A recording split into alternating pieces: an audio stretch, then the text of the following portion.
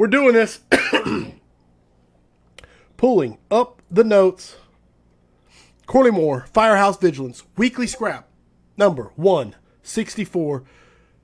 This is a fun bio for me to read. Justin is a fireman that believes teaching, knowing, and learning to make decisions is how the work will get done. Forget the mass production textbooks, large-scale magazines that publish anything and everything, check boxes, and acronyms. We are here to make decisions based on our experience, knowledge, and the conditions to get the best outcomes for our families we protect. To be professionals, we need to encourage a culture of questioning and critiquing, training, and fireground performances. The deep discussions that break into why and make us uncomfortable is where we have growth. Man, and I'm going to tell you, on social media, he absolutely pushes for some of the best dialogue and does it in a respectful manner, which is an unusual combination, something the fire service can learn from. Justin McWilliams, it is my pleasure to have you on as the guest of Weekly Scrap number 164. Yeah, awesome, Corley. No, my pleasure. That is like a very different bio. I've never read a bio quite like that before. Oh, good. Anything you want to add? Anything I did leave out? No, you talked too much already. I have no idea. Fair enough. We're good. Audience, please get your questions primed and ready. It's going to get interesting. I really do believe that. Few things to mention at the beginning. The Vigilantes. I'm very proud of the group. It is growing. It is exciting. If you want to be a part of it, go to firehousevigilance.com and join up. It is a private, exclusive group where we get together once a month and discuss things like podcasts and books, and it's exciting. Okay, so to the housekeeping. This episode is brought to you by Key Hose. Check them out on Facebook, The Hose Experts. Affordable drill towers. Firefighter owned and operated. The only thing you can't do in an affordable drill tower is live fire. Affordable drill tower. You can rappel, stretch hose lines, go through the stairs, go through the floor, do window bailouts, cut holes in the roof props, use the apartment balconies, pump the FDC, flow water from the sprinkler system. Call Steve, 844-55-TOWER, or drop an email to info@affordabledrilltowers.com. And then it's back. Do you see search or rescue in that whole thing? I mean, there's a lot you can do with the. I'm just kidding, dude. I'm busting your balls. You're already on your roll. Phoenix Firefighter Symposium. Man, it's back. A 2-day lecture-style symposium where Justin will be speaking in February. Some of the best speakers from around the country that will help firefighters, officers, and chiefs to sharpen their skills and expand their knowledge. The symposium will focus on leadership, culture, training, fire attack, search, to help search. I said search in there this time. To help attendees sharpen their skill set on giving the best possible service to Mrs. Smith. Check out phoenixfirefightersymposium.com to register. Seating is extremely limited, and the hotel rooms have already started to fill up, so don't waste any time. Get in there if you want to see them in Phoenix this February. And finally, you can see them down below. FD Rover, firefighter-based apparel company. Check them out at fdrover.com. Use the code SCRAP, and you can get 40% off at checkout. So there we go. All of that's out of the way. The bio, the boring stuff, the sponsors that make everything happen, and now we get to Justin and a topic we're all kind of excited about. Let me see what people are saying. I've got Justin Lorenzen said, the flannel, yes. I will not teach any other way. Jeffrey Bryant Jr. said, GD, he's handsome. I don't know, Jeffrey. We'll discuss. He's obviously talking about me. Yeah, obviously. Steve Kaiser said, really interested in this one. Let's go. The wild card. John Mintz said, I've been waiting on this one since I watched Search Culture. Let's get it. The flannel. Yes, all right. Yeah, there's negative stuff. Let's start getting them to give me some questions. Let's roll on this. Get the questions coming. Hey, let's throw out a soft toss. Let me pull it up the notes. Right here. The first, what I always ask my guests, hey, what would you like to talk about? And they always send a pretty detailed list. And the great thing about Justin's is number one on the list he sent back was one word, and it was search. So it's a pretty broad thing, but that's the first thing I'll open up with. Which way you want to go with it? Oh, man. Well, as you can see, like, that's just the header for all my little bullet points down below, man. So, realistically, Doug, let's start with the UL study.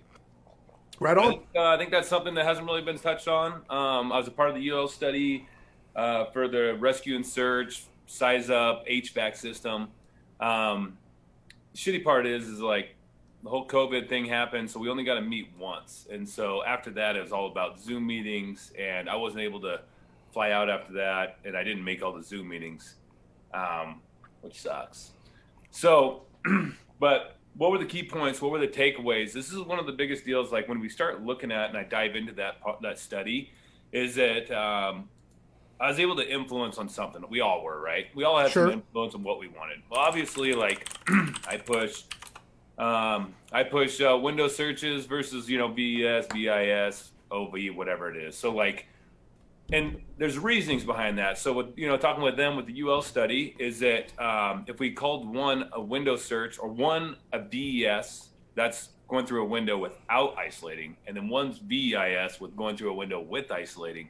I'm really thinking like we're gonna create this this divide, because if there's different data, it's like no, you wouldn't do that through a door. You don't go door IS or where the hell it's called. Like it's making searches. So we started there. So that's just one of the little plugs. And then obviously going beyond the door was one of my things that I wanted to get done. It was like, that's what my department does. But what came out of that study? Because it's a bitch to read. Like all these guys are big head, smart numbers. No, even the summary was yeah. Yes. Difficult. Yes. Difficult. Dense. So it was dense.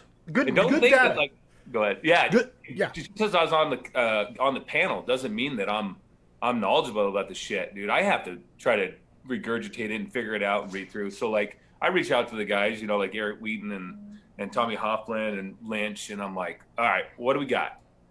Pretty much it comes down to that everything that we actually believed before, it's just like in our experience is it's back it up, right? So like these are the things. This is just going to be a bullet point.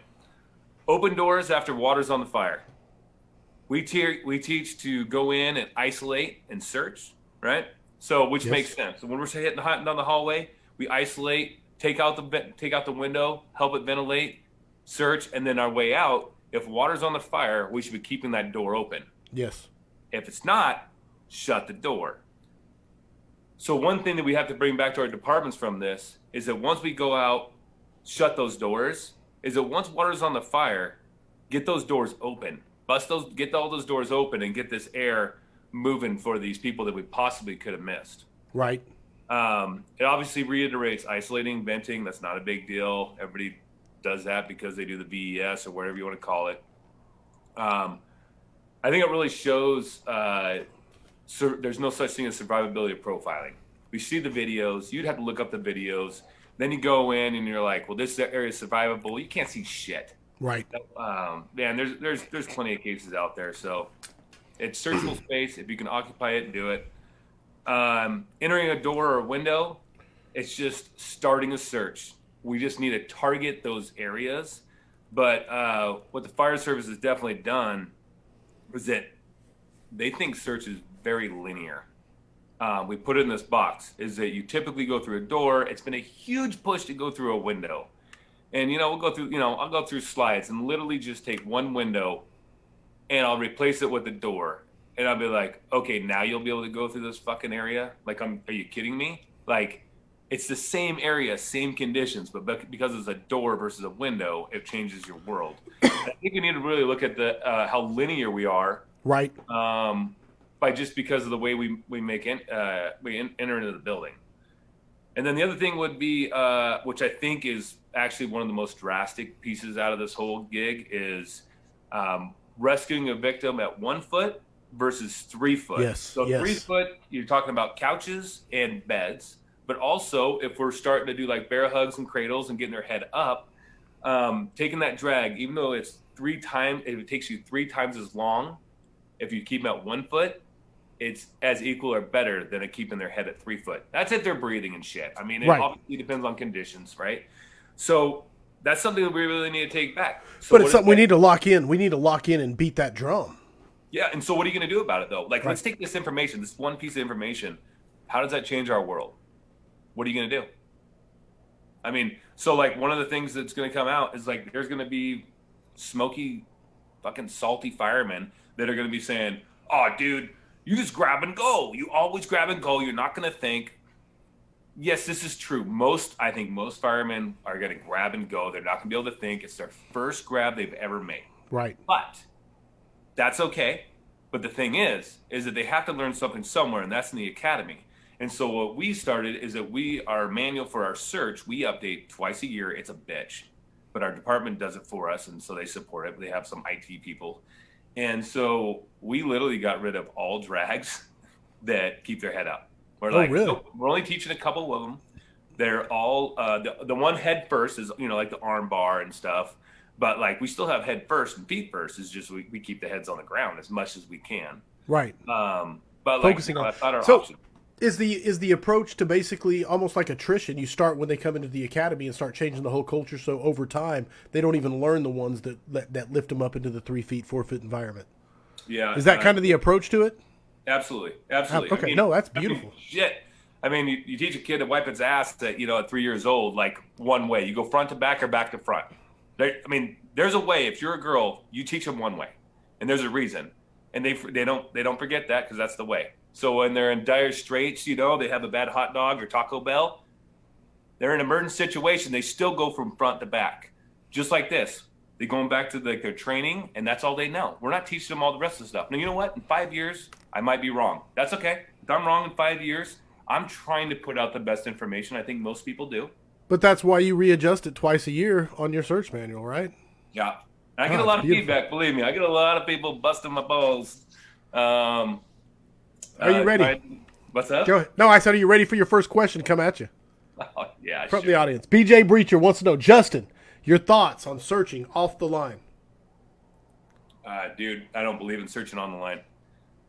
So, man, dude, my department does not search on the line. So if you are I don't even know where to take this. So you're gonna have to break it down for me because they have this, they have Blue Card, which I know very little about. So I don't want to, I can't even talk about Blue Card. I've just heard that it's, they assign fire attack and search, but I don't know. So I can't go in that deep. But if you're talking specifically with assigned search and that they need a line on the floor that they're working or they need a line wherever they're going, tell me why. I guess you'd have to first start with why. And most likely it's because it's dangerous. That's what people are going to tell me. Safety, right. All right. So what do we safety from? So it's fear. So give me a scenario, Carly. Give me what do they fear? What do they think we're going to die from? Is it falling through the floor? That's why we need the line. Is it the smoke? Is it the fire? What is it? No, it's some sort of flashover event, or like you said, falling through the floor. It falls on us. I mean, those are the three big injury. I guess the big fear is the flashover event. Is that just a lack of fire behavior knowledge? Okay, so let's start there. Okay, so if you're searching, and there's two different scenarios. You're either searching ahead of the line, and there's no line on scene, which I work in a dry house. Work on a heavy rescue, dude. We don't have a pump, and we go inside without an intel company. We're a single company in our house, so that's what we do. So we go piss cans. But if you're searching in front like we would, then the number one thing before you go inside is what? It's to locate the fire. The most dangerous time we could be inside of a structure is when we don't know where the fire is located. Because that tells you the size, location, where the line's getting stretched, what kind of water we need to put on it, right? So if we're searching behind the line and we're dragging a hose, dude, to me, you got to break it down, is that we have fire, we have firemen and a hose throwing water here, but you can't be here across the building searching where there's just smoke, but these two firefighters can be here right next to the fire. Let's just start there. No, dude, I'm the choir at this point. I'm just going to shake my head at you as you preach because I'm just saying, and if you listen to the radio, this is something that I'm really actually starting to come down with my house on. Is firemen and drivers need to listen to the fucking radio. You got to turn it up. There's no more squelch. So our department got rid of squelch. Sure, we're having some Bluetooth things going on, but turn up your radio. When I call you, I need you. So I need to get a hold of you. Let me play devil's advocate of the safety officer, safety concerned fire chief who's like, but if there's black, just thick, chuggy smoke coming out the front door and you roll up in your squad, Are you bailing off into that? You know what I'm saying? And what is your go, no-go decision making? How do you translate that? Especially when you say, like, we got young guys we're hiring on here who don't know what they're getting there. You know, what's your response? I want to hear it. I don't. Well, I'm going to tell you right now, dude, anybody that does a go, no-go, I'm not going to say anybody. I'm not going to do a no-go situation on a video or especially a picture on the interwebs. Sure. No fucking way. It's a discussion. It's a feeling. You got your experience. You got the gut. I mean, to me, dude, I cannot teach somebody a go, no go. I can tell you some moderate things, like Jerry Smith will say, like, if you look in the window and you can see the floor, that's a go.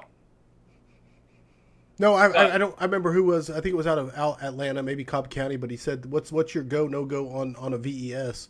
And he said, basically, can you isolate the door before it's going to flash? And that's your go no go. You know, and he's talking rule of thumb. You know, yeah. And so if you can get to the door, then go clear that room, and then go from there as far as the conditions in the hallway outside, and et cetera, et cetera. Next question coming at you. Matt Burke said, "How would you go about convincing the decision makers in a department that searching without a hose line is completely doable?" I'm sure you've heard some version of this question 1,000 times. Okay. Well, I'm going to guess you're going to probably we're talking about searching without and not in front of. So I really got to think that when we're talking to people, we need to understand where they're coming from and their intent. And most of them, it's going to be, if they're telling you no, it's going to be like, you can't get on a roof. Like, you know, it's lightweight construction, or you can't search without a hose line. You got to understand their why. You got to understand what their intent is and what's going on first. So if it's because they think the hose line is going to help them go out, and so it's like a anchor, then we need to get a hold of them and talk to them about. We're not talking about warehouses and industrial parks. We're talking about single family, multifamily dwellings. 1,200, 1,400 square feet. Yeah. Yeah. And dude, I can, on up to whatever feet. I don't even care almost, but like, then go to FireX Talk. I got a couple of videos, and we can go into it, but that's a whole other episode of like, true orientation is sizing up a structure right now. Like, if I told you a school, and this is just like, you guys got to be able to do it like right now without looking at a building. It's like, hey, you get tapped out to a school, and it's like, okay, well, what are you expecting? Okay, it's we're going to a high school. Okay, there's gonna be a gymnasium, right? Right. So there's a gymnasium it's a one story, and then there's an area in that structure that is raised up higher than the rest of the school, and it probably has windows on the sides up high. It's probably the gymnasium. That's what location is. And so when we get to that area, we know the floor, and the floor is like that slick shit or whatever. But sure, we know that thing's a basketball size. It's a basketball court. Or if we go to a 1,400 square foot house, we know that, like, we look up these windows, you look at the bench, you can look at the door. There's a million things we can look at that will tell us where the rooms are, typically.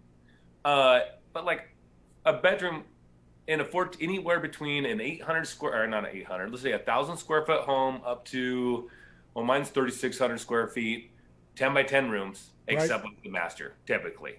So maybe a 10 by 12 and your master's like a 16 by 12 or whatever. Yeah. But yeah. But nothing ginormous, nothing that one firefighter can't handle. Sure.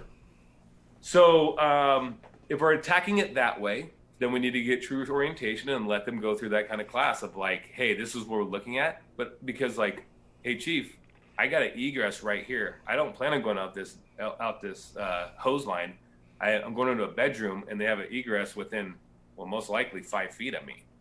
And I'm already isolating this door and venting it, so our visibility is going better. So if it's an orientation, and it's trying to get out on the anchor, then we need to talk about true orientation and what we're really doing. And look disconnecting from it's not a tagline. Yeah, so I think from 2000, and you'd have to get a hold of me for these real stats, but they're in my presentation. But like, I think from 2008 to today, I think 2 line of duty deaths during search in residential structure, they were disoriented.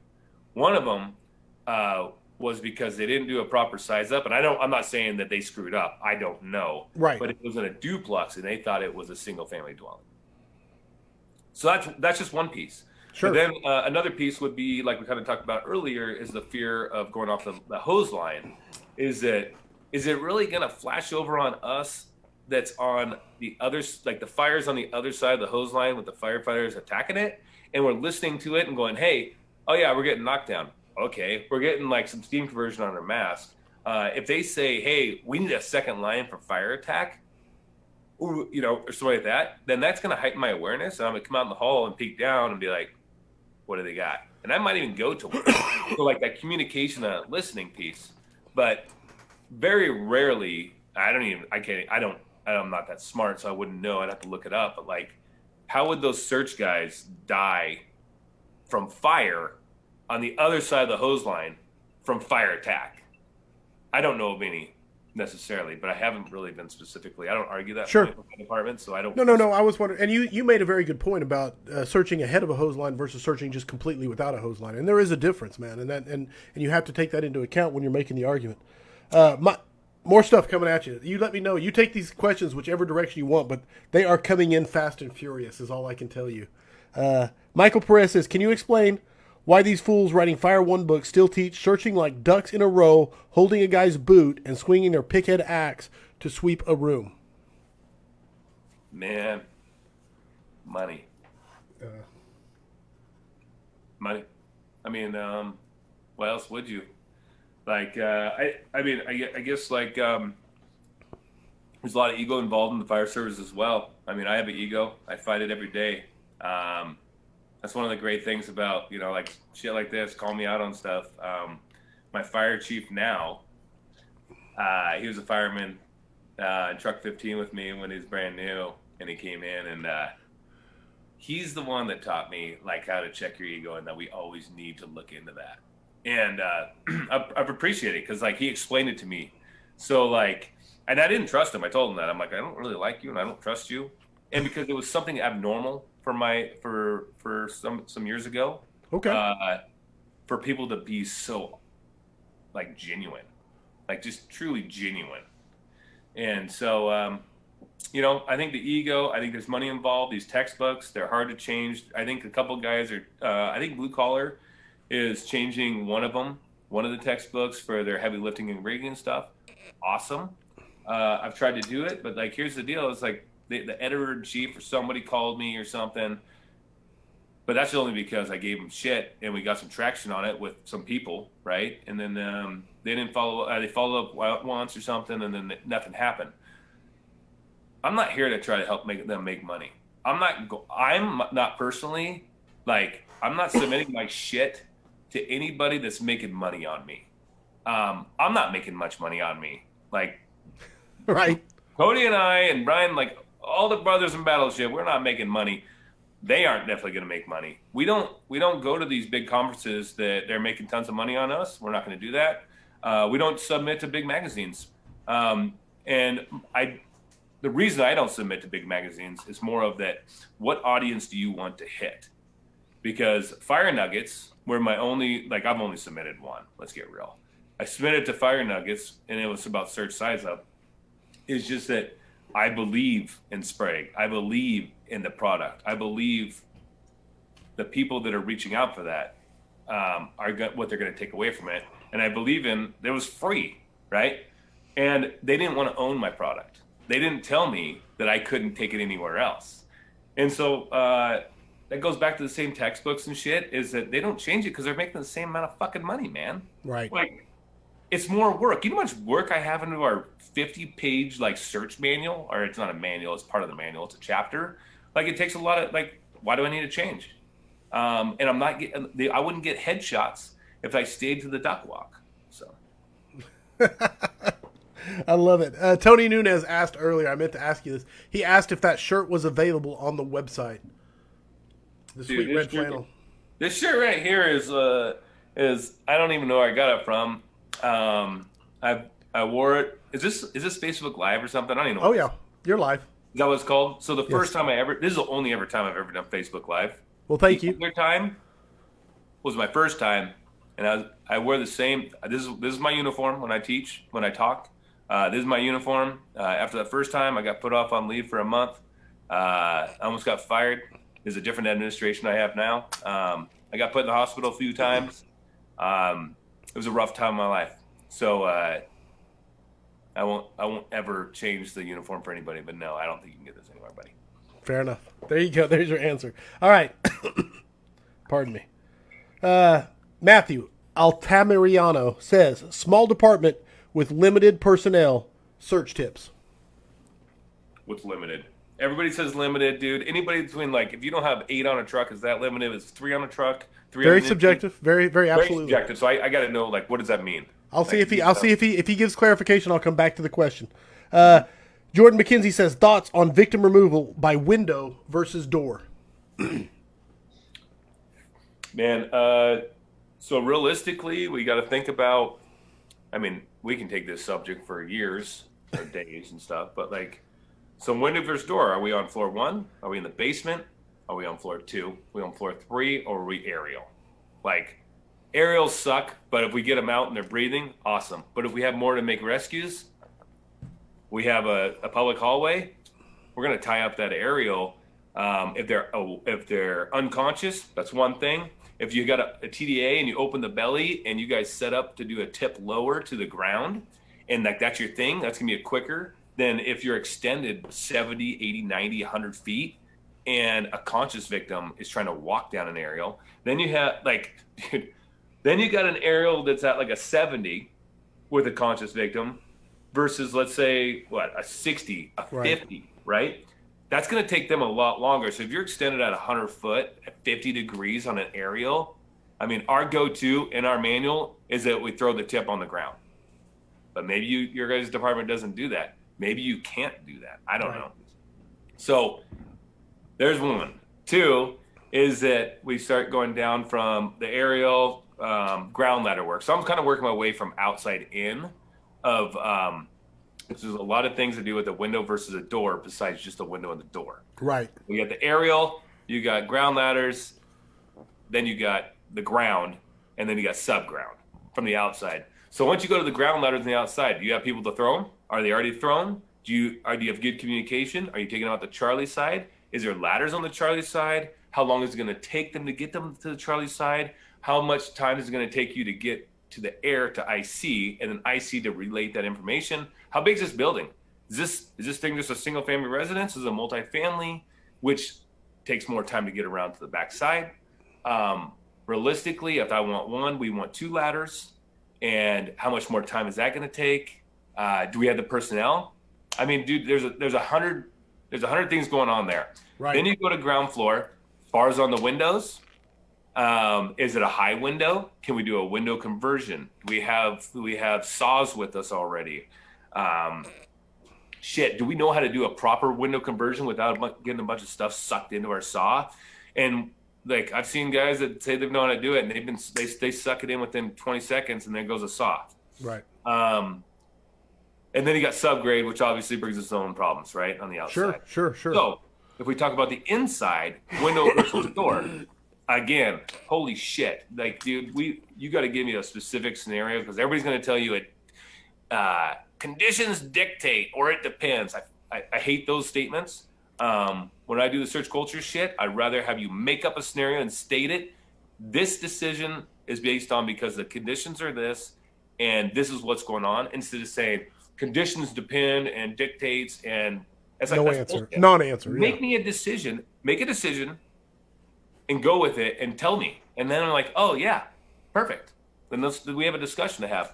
But if we go off of this whole depends thing, then we're gonna have problems. No, that's fair. Single family residence, you let's just call it a second story. You find them in a bedroom. Are we gonna go out the window? Or are we gonna go out on the stairs? Well, where's fire? Do you know fire location? Do you know it? What's the progress of the fire? Are we gonna pass the fire? Is the patient conscious or not? Because if the conditions are, let's say it's smoky, but they're like, it's not conscious, but not breathing. If they're not breathing, they're not going to suck in the gas, but they're still going to get heat. So if we take them back through this shit, what are they going to get? How much burning debris is on that ground? And yes, I do think about this shit because I have damaged some of our public by dragging through burning material. Dude, I will tell you, I think about the size of the victim. 250-pound patient, naked, wet. 200-pound patient, naked, wet. It's a lot different than 150. A hell of a lot different than anything 100 and below. What's in front of the window? Is it a bathtub? Bathtub, as you know, in an EMS run, how the hell do you get them out of a bathtub? Like, it's a bitch. Oh, You yeah. think you're going to do it in fire gear and, oh, they're only 150, 200 pounds and like, oh, you know, like, it's all good, but yet in an EMS run without gear and you haven't thrown a ladder, you haven't rammed the fire, you haven't masked up, you haven't performed searches, you haven't forced doors, you're not that tired, you're not that worn out, you're not that stressed, yet it takes you guys forever to get a victim out of a bathtub. How high is the window? Is it a living room window, which could be like a 12-inch window from the floor? Is it a 36-inch window from the floor? How wide's the window? Is it a 20-inch? So typically bedrooms are 20-inch wide in my area, per code. They have to be at least 20-inch opening. But so is it a 20-inch opening? We got a 24-inch beast. I mean, I don't know. Like, I'm telling you, this is a huge discussion that you want. Like, I need very specific obviously. But it's a great discussion you should have with your crew and sit there. Absolutely. Yes. Absolutely. This shit should be written down. So how wide's that window? Can we make a window conversion? If we're going to do a window conversion, like I said, if it's on floor 2 versus floor 1, and if it's on floor 2, can we go 2 ladders, split, and then roll them in? If we're on floor 1, it's going to go a lot quicker, obviously. Right. If we don't have that option, then we don't. What if it's a masonry structure? That ain't going to happen.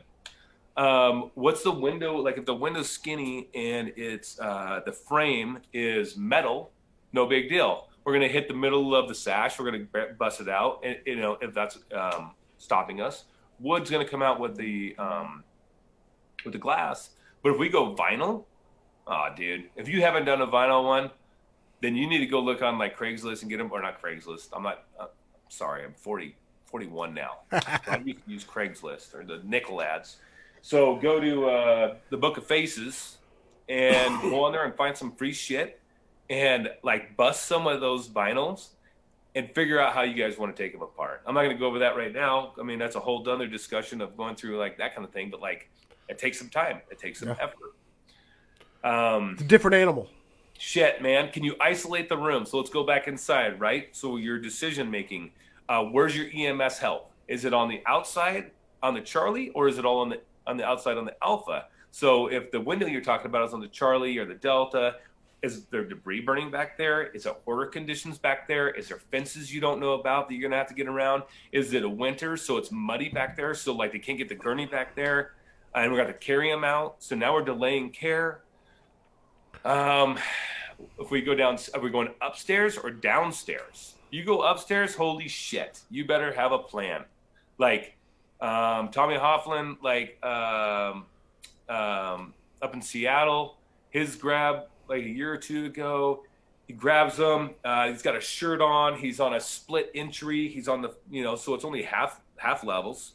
Goes in, grabs the shirt, and then the guy falls on him and pins them down. And so like he's bringing them up. So that's a big decision to make. It's like, okay, going up, how are you going to grab them? Can you isolate the room? How long are you going to isolate for? Have you searched the rest of that floor already? Because if you haven't, and it's going to take a while, and you're going to try to protect in place, and you own that victim until they get out. Are they conscious or unconscious? So if they're conscious, go hang out by the window.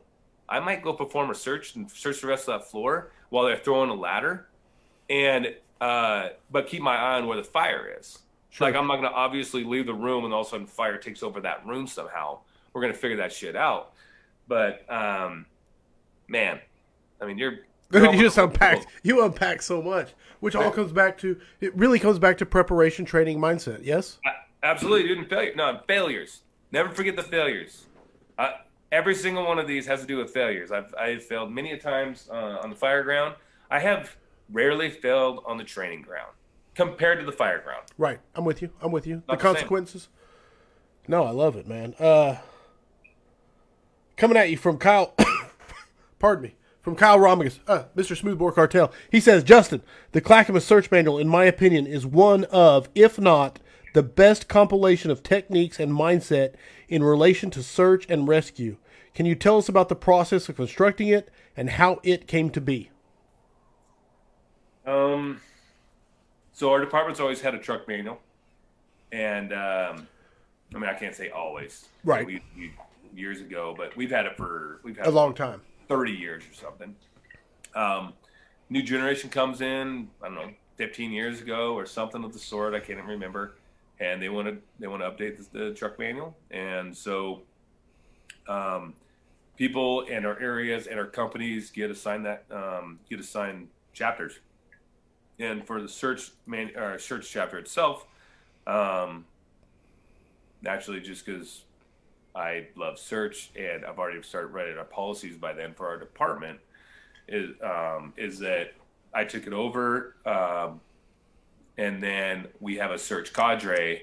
But a lot of that information, as you read through it, right? So like the layout of that is because of Cody Trestrell and Brothers of Battle. It goes mindset, and this is exactly how our academy goes as well. We go in there and go mindset. So I didn't realize, this is interesting, Kyle, here, is that I just had a conversation with a higher ranking individual. And one of the things that I did not realize, I purposely did it, but I didn't completely realize, is that I am one of the biggest controllers of the culture of our department. Not just myself, but the cadre of search. And this is why, is that they come in on the first day they do paperwork. The second day, I'd have to have them do 1 day of forcible entry and at least 1 day's ladders before they get to search. So they pretty much do paperwork, ladders, forcible entry, mask up, and then they get a week with the search cadre. The search cadre, the first morning, starts with 4 hours of me talking just like this. And we do face-to-face battles, and we go out, and I tell those guys, I'm like, I want you on my team, and this is what it means for you to be on my team. We're going to go out there and kick ass.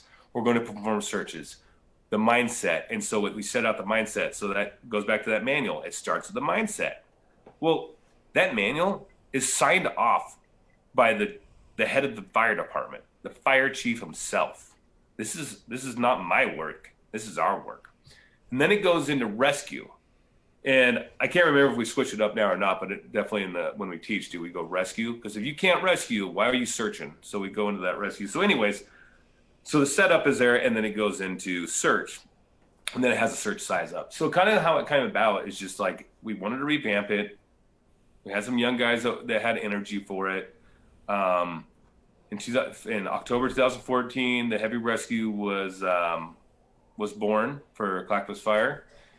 And we all came from the trucks, and then we didn't really have any guidance of what we were supposed to do on fires.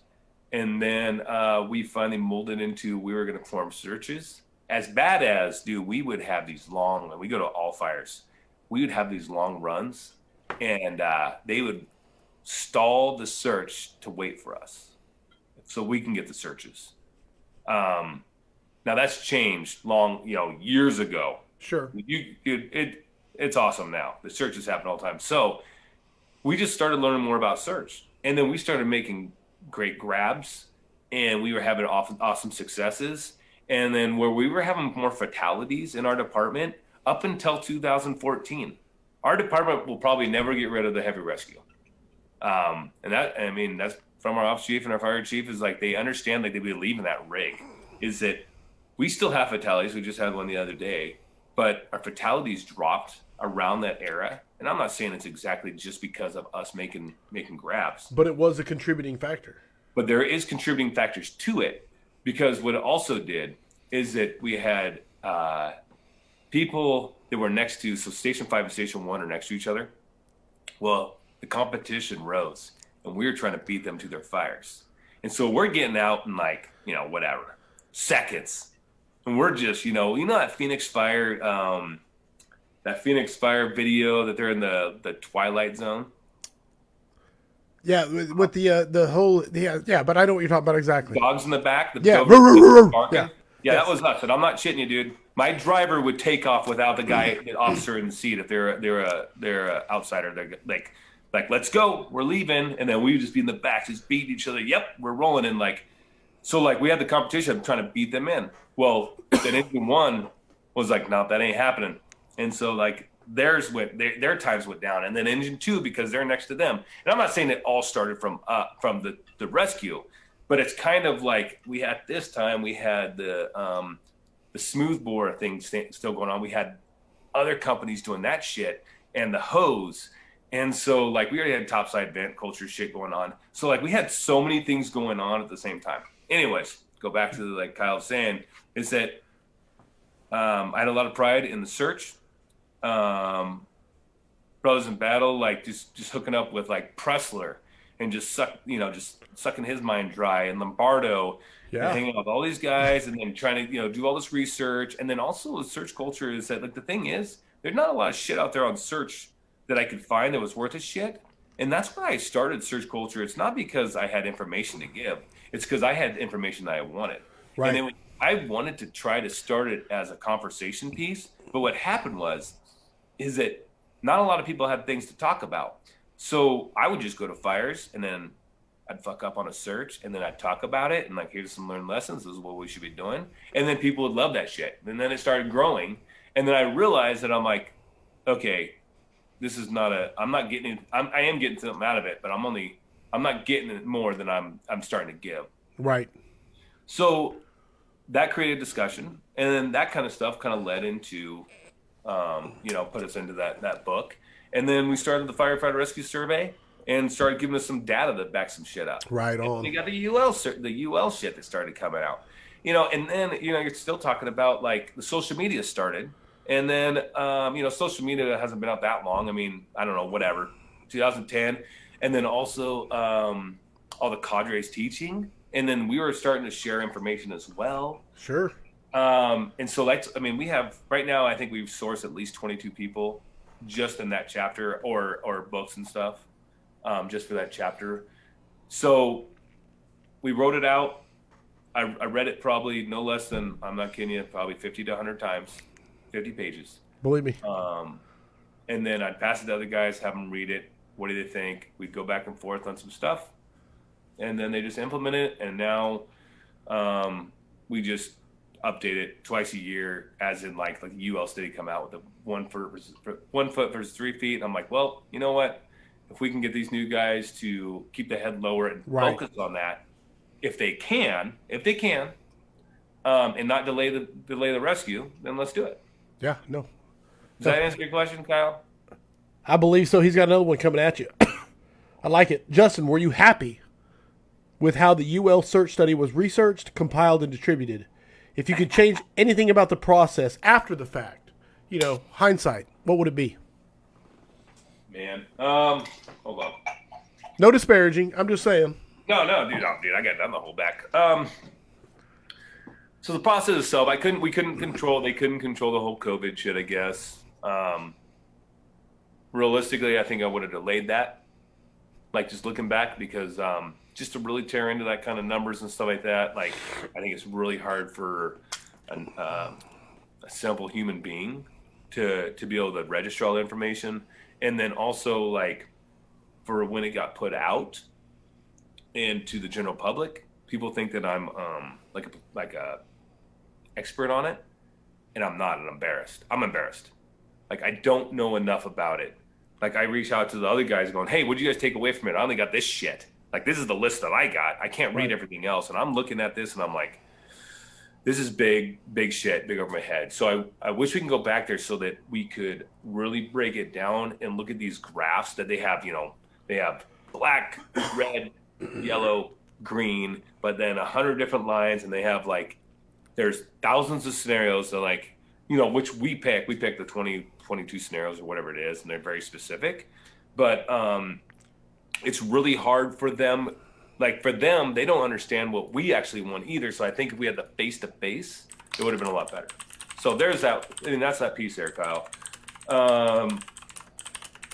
And then also, I don't know. I mean, I wish, I want to continue on it. I want a 2-story house, because I think that one thing we're talking about right now is the argument of, or discussion, we'll call it, the discussion of target searching And if there's a fire on floor 1, 2-story single-family residence, you're ahead of the hose line. Fire's not low. Or let's just say the fire's on floor 1.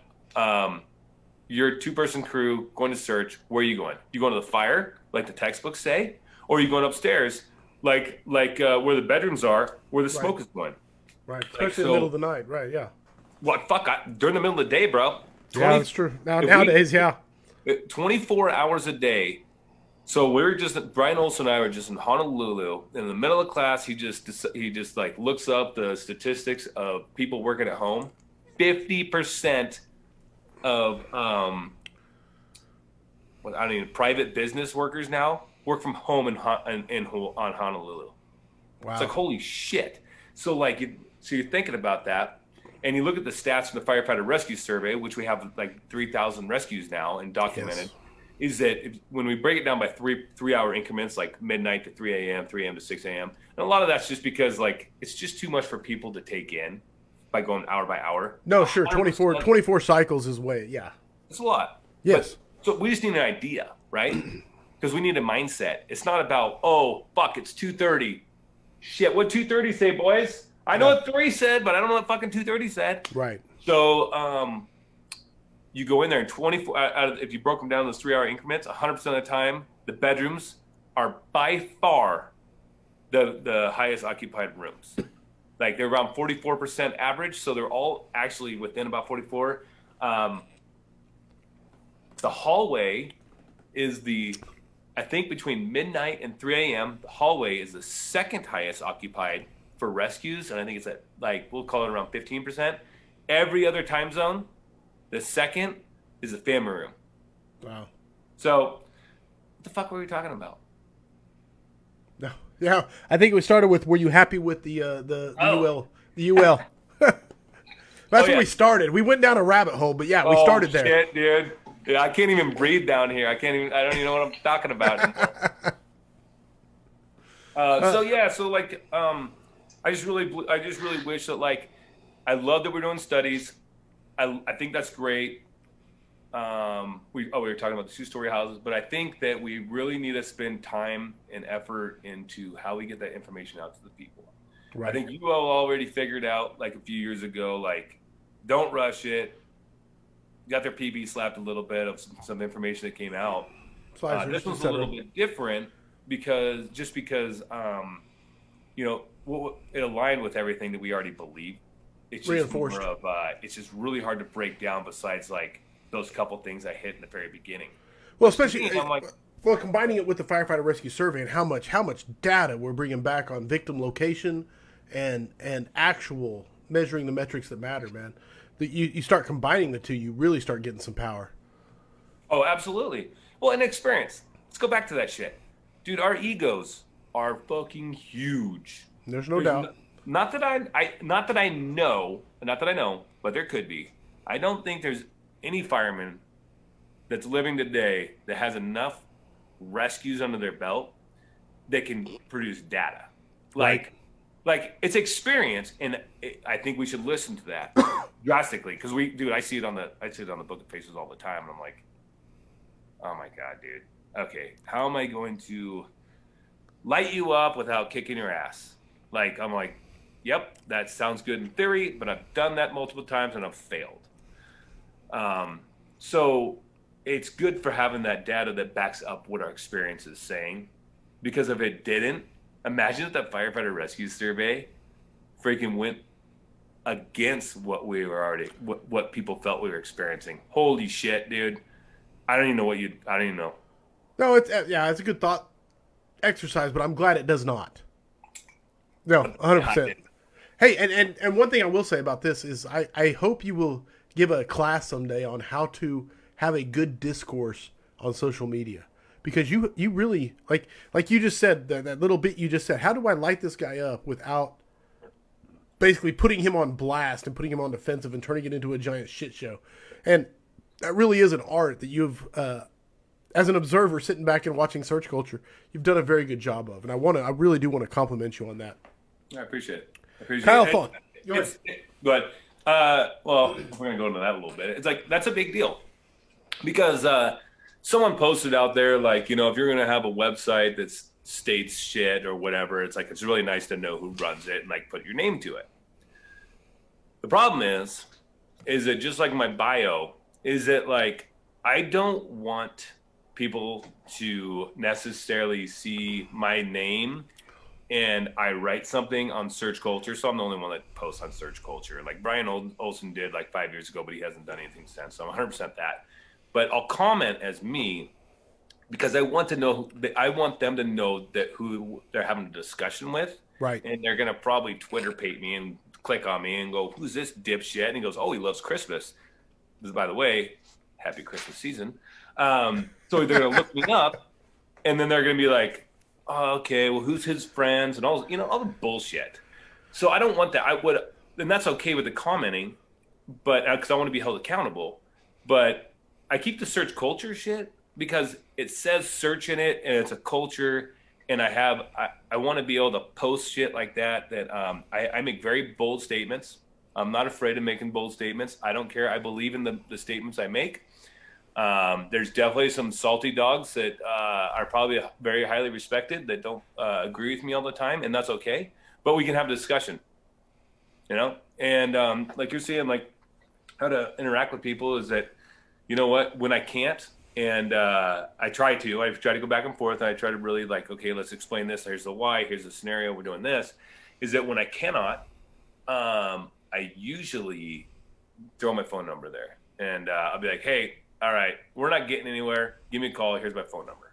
Right. And I'll tell you 100% of the time that they've actually called me. So there's one guy that I'm playing phone tag with and whatnot, but like 100% of the time, we come away and like, oh, all right, now I get it. I understand because it's a full conversation and right. Instead of the whole shit. I don't do it on a computer. I do it on my phone, and then I'm like, dude, fuck, I gotta do some shit in my life. I can't just sit on this damn thing. Right. So, but you got to be respectful. It's just like the firehouse, dude. If you're not respectful on that shit, no one's going to listen to you. And if you can't reason why you do things, no one should listen to you. I love it. I love it. Kyle Thawne wants to know, Justin, my man, could you talk about the issues that come with on-scene officers and even dispatchers emphasizing reported vacant or reports of everyone out at fires? We hear it so often at my agency, and we need to sort out a way to remove. How do you handle reported all victims out, vacant structure, etc.? Yeah, we definitely have an issue here. Is that, well, let's start with, is there an issue? And I would say that if you know, like the data changes, like because it's such a small, it's like around 3 to 4% ish. But if we have, we'll say it's 4% of what? Shit, we have 3,200 deaths. Let's just call it 3,000 deaths a year. So what's 4% of fucking 3,000? What is that? 120. 120. Okay. So 120 yes. deaths in residential structure fires a year are reported. Everybody's out. So at least let's put that stat over here so we know that stat. Okay. Okay, but then also the problem is like, and then also know that most fire department like USFA, FEMA, shit like that, NIOSH, all those numbers are voluntary numbers, is that they're not typically complete. So as like the USFA numbers for people that have died inside of a residential structure, they don't know all the people. But also, only of the number of people that they collect for death, they only know 27% of that percentage. They know the location. So when they say that they found them in a bedroom, they died, that's only 27% of the numbers that they've actually collected. So it's very important to understand what data, probabilities, statistics, it's a fucking mess. And when people start putting out numbers like they used to, you know, you remember when you probably started and they're going in and saying like 100 line of duty deaths, 100 line of duty deaths. Every year, yeah. Killing 100 a year. But until like, what I remember was like, you know, Bill Carey, 2008, and like that's ish, because like there's some better numbers starting about in 2008. Like he starts breaking shit down. And it's like, hey, in 2017, we had one line of duty death inside of a burning structure. That guy was a firefighter in San Antonio in a commercial structure performing search. So breaking that down, I gotta think for a second where I was going with this. Line of duty deaths. Yep. Bill Carey, data, not drama. Yeah, but I'll get you back on track. Question? Before that. What was Kyle's original question? Oh, I already deleted it. So one of us has to remember. Okay. Oh yeah, it was about reports of everybody out. Yes. So 120 people. But the thing is that right now the Firefighter Rescue Survey is voluntary. A huge majority of firemen don't even know what it is. A majority of firefighters that are plugged into the game, the top whatever percent you want to pick, don't even know what the Firefighter Rescue Survey is. So what kind of numbers are we even collecting? Right. We got $3,000 over the last handful of years. We have no idea the potential of how many people we're actually rescuing. So, and I don't want to downplay it. I don't want to downplay it because it is the best thing we got going on. Yeah, I mean, realistically, yes. I think that we could be rescuing up to, who knows? I mean, it's just a guess. It doesn't even matter. But we can both agree that it's wildly underreported. Oh, wildly. Wildly, yes, okay. So, let's just say it's 10,000 with deaths, right? Completely. So, rescues and deaths. Because if you start looking at, like, when Brian Brush started breaking down just in the news. Yes, and I'll the tell Google you what, searches, yeah. I push a lot of information out, and I've been on fires with bordering agencies that they don't report their shit. Like, you can't even Google it. You can't find a death anywhere. So there's a lot of stuff that's not even out there, or the rescue.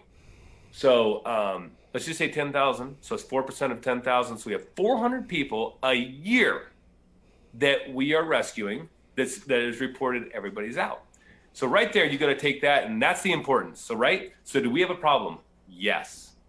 We have 400 people a year either dying or being rescued inside of a single family or a residential structure fire, right? So we have a problem. So how do we address it? Well, how many? And then people are starting to say like firefighters die in there's a couple different things. Is that the fear is that people are dying during search. And people searching for people that are a known victim. Fuck that known thing. The known thing is only if you see them and hear them in my head, but that's a whole different other hour. Another bullet point, yes. That's a whole bullet point.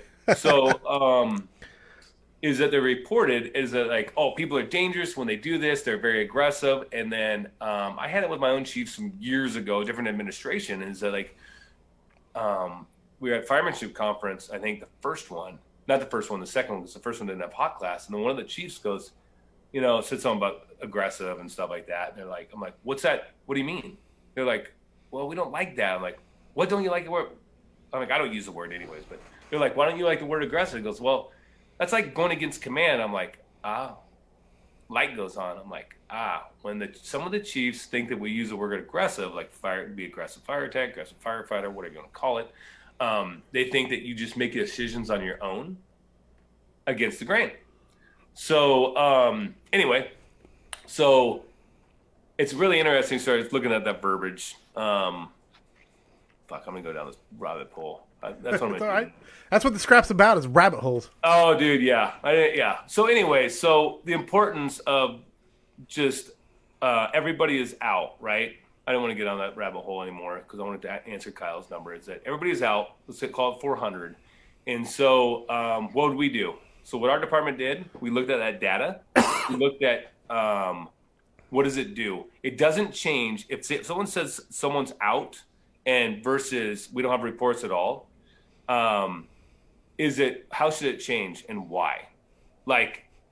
And realistically, if every instance or emergency, you just put your own family and your own house in there, what would you do? Right. Would you walk through fire? No. You're not going to go through a window and go through a window of fire because it's not what's best for my daughters. It's not.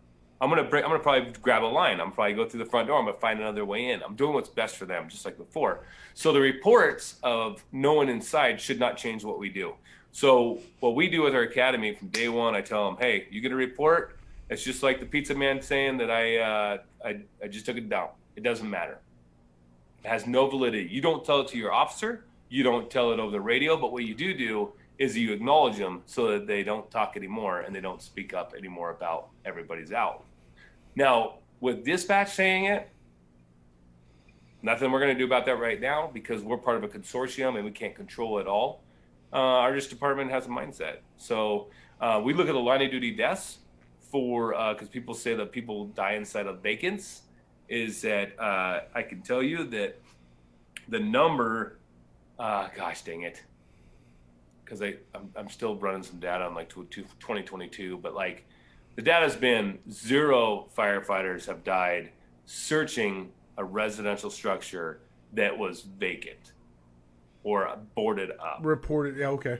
Reported, it's boarded Yeah. up. Yeah. Okay. But we've also had for line of duty deaths since like around 2008-ish till now-ish. I don't have the exact numbers in front of me, but if I ran my own numbers, so I run my own numbers. So when I throw out numbers on Search Culture, this isn't FEMA, this isn't USFA. I look up their numbers. I go into NIOSH. I read the reports, and I make a decision if it's their search, if they're fire attack, if a lot of them are RIT, or not a lot. That's a made up. That's a motion.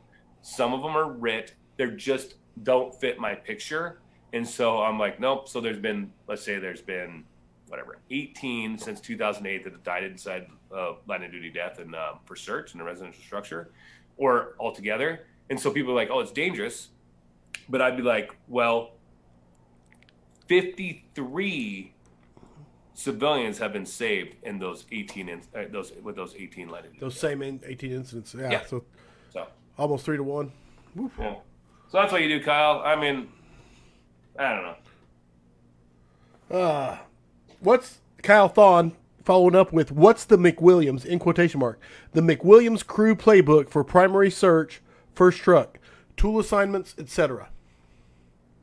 I don't know what trucks do. All right. So first shoot truck, we'll just call it for us. So we're the rescue and whatnot.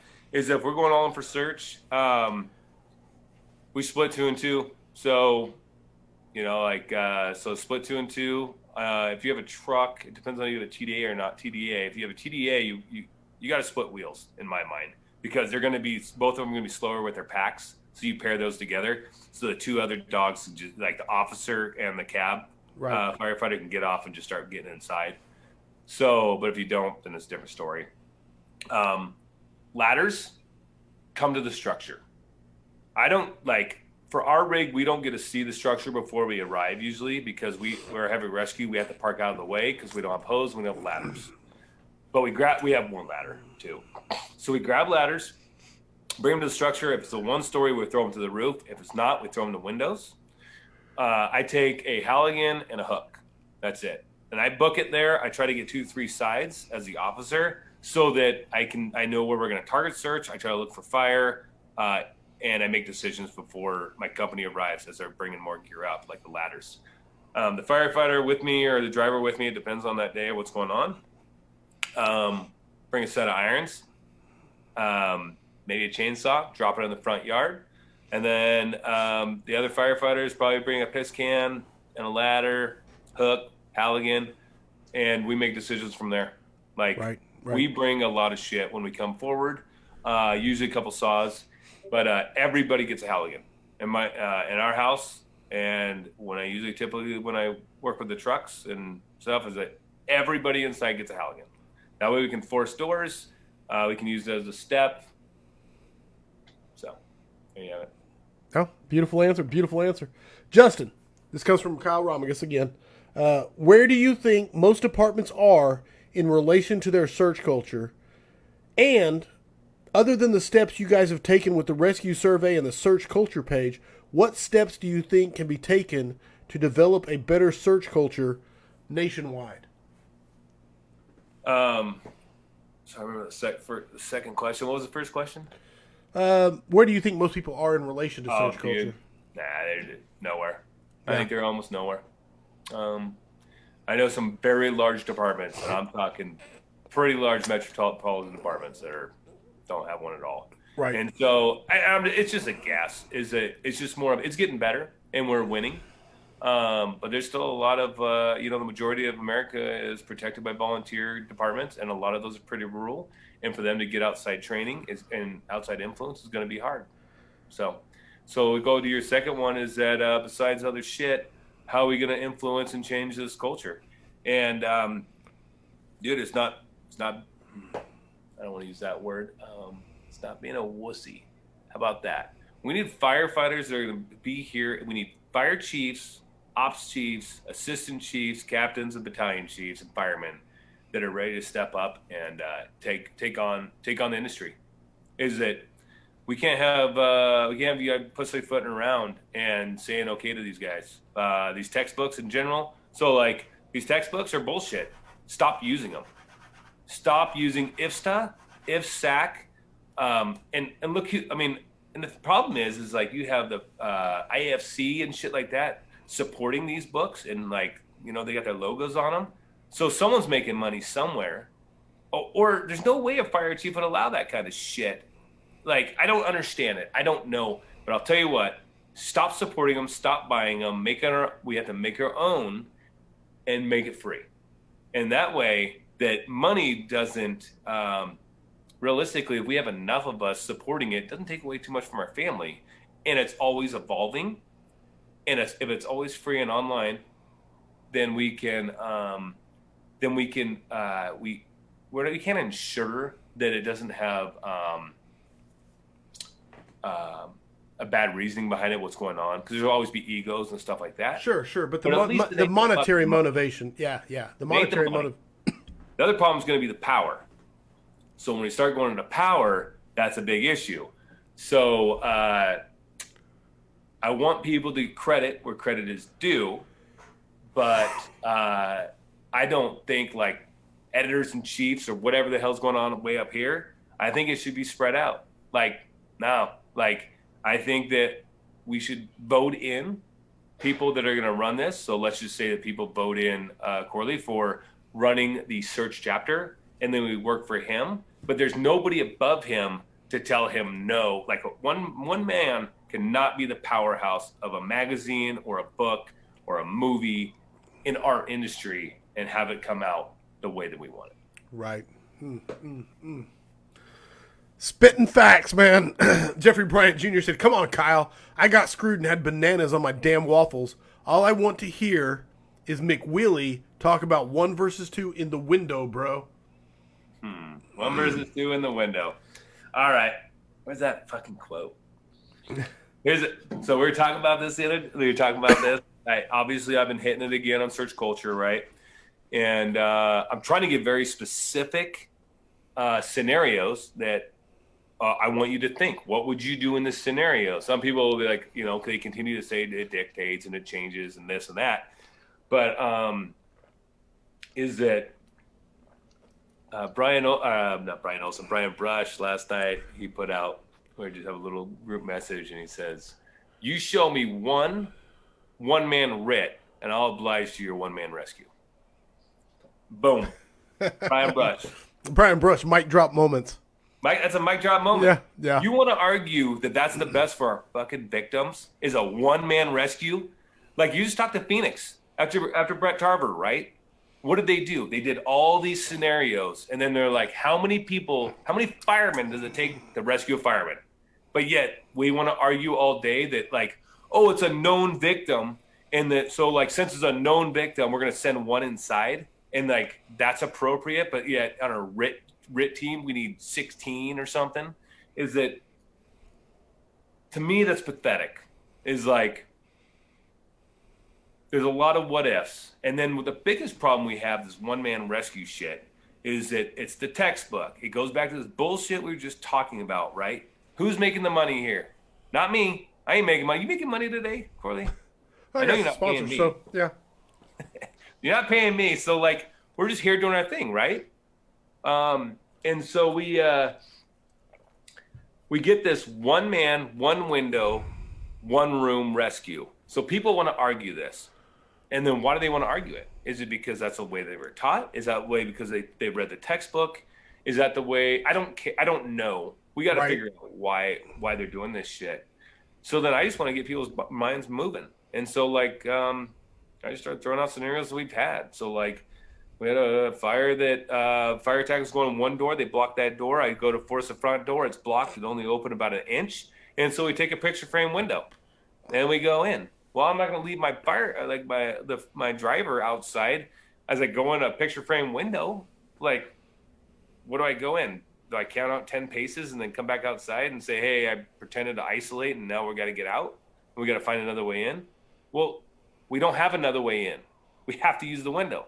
Stairs are burnt out. What are you going to do? How are you going to get upstairs? If the stairs are burnt out, how are you going to get upstairs? Throw a ladder on the inside? This is what I love. You're allowed to throw a ladder on the inside and go up the ladder, but you can't throw it on the outside and go up it? Like, and so you're thinking about that. And I understand if the stairs are burnt out, we have some issues going on with probably some structural stability. But besides the issue, you throw a ladder on the inside and go up it, but you can't throw it on the ladder on the outside and go up it. And you wouldn't, when you go up the ladder on the inside, you just only send one and leave one at the ladder? No. Right. Like, what's the deal? So then we go into another one, and it's like, okay, it's a known victim, so I'm just going to do a quick pick, and I'm going to toss him to the guy that's waiting to receive this victim, right? What victim are you talking about? You're talking about the one you're searching for, right? Not the one hanging out the window? Because that one's a known victim. The one hanging out the window is a known victim. And the one hanging out the window is probably not a kid unless we have two victims and they're being held out the window by their parent. They're also conscious. A little bit different scenarios. So if we don't know, if I can't see him, we can't hear him, it's not a known victim, we go inside, we go up there, let's say it's high vis. Well, if it's high vis, I'm going to expect to extend the search, right? So I'm going to expect to extend the search. That's why we're going to put two in the window, because one's going to go to the threshold and start going beyond and start performing a search like we made entry on the other side. The other guy's going to come in and perform a search in that room.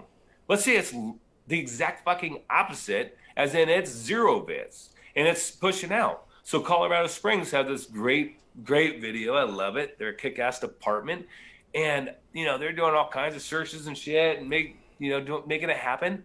And like, it's one of my favorite videos because this guy, you can see his ass, but from his top up, he's hanging the window before he goes in or something. I can't exactly remember, but I'm like, if that was a guy trying to guide a guy inside, you can't even see the tick. You literally cannot see here because of zero vis in that area. You're in the vent hole. So someone's like, oh, it's not technically a vent hole.